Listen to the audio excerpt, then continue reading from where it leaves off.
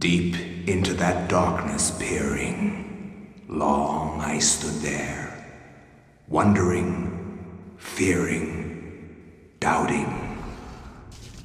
Have you ever played a video game that genuinely scares you? I've played one or two, and this one is probably the best of the lot. As a kid though, I didn't really get it. It's only, trying it out for a second time that I've kind of got into the game, really. This is Eternal Darkness, Sanity's Requiem for the Nintendo Gamecube, released in 2002 by Nintendo and developed by Silicon Knights. So what makes this game so different to any other survival horror game? It's just so clever. It plays tricks on your mind, and it really does at times freak you out.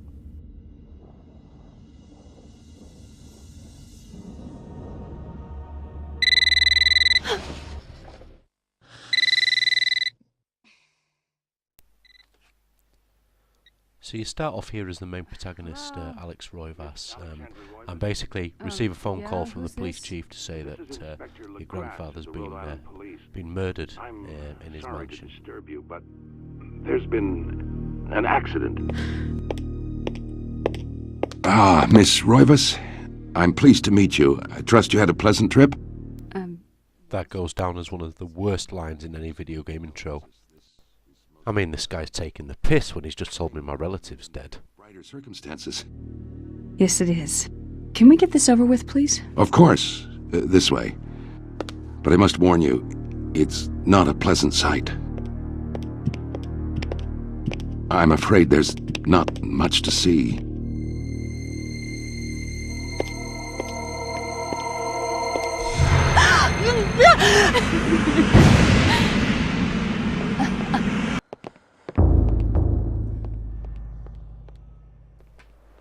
So the way the game works is you search around your grandfather's mansion, trying to work out who's murdered him, and on your way you'll come across puzzles that you have to solve. You'll also find chapters from a book he's been studying from, and these chapters actually are the levels in the game, all different levels from different times in history. Each level has its own character. As you can see here, this is Anthony. The game is littered with weird stuff like this, skulls in the floor screaming their heads off at you. It really does mess with your head. Whoever came up with some of the stuff in this game is a real genius.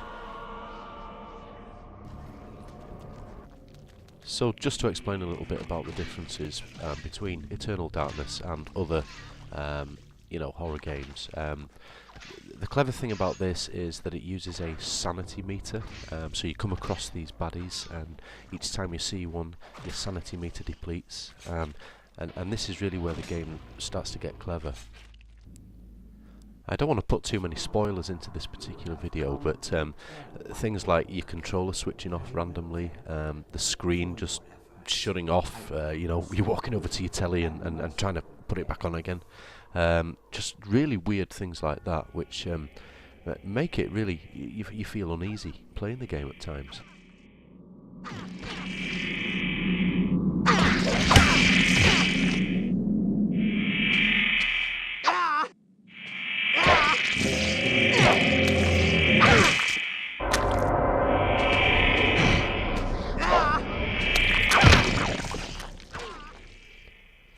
The game's sound design really does add to the overall effect of the game and keep you kind of, pulled into the atmosphere.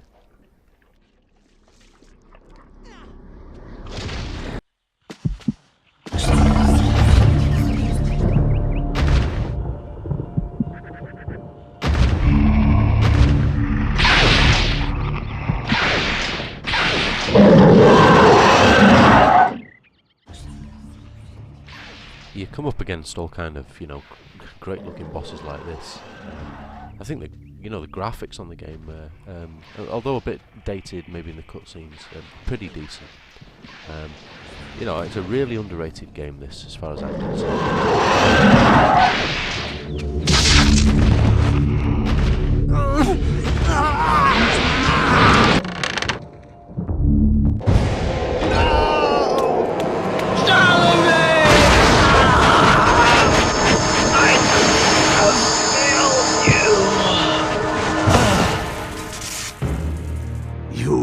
fool for trying to save him, Anthony.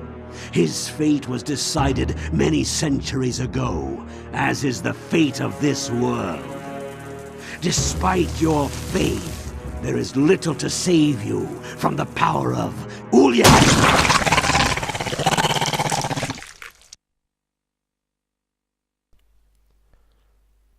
So in summary, what would I rate this game? Decent graphics, fantastic atmosphere, some really head-mashing stuff going on with the sanity meter. I really love this game. It's totally underrated, and I'm going to give it a 9 out of 10. I really suggest you go for this one.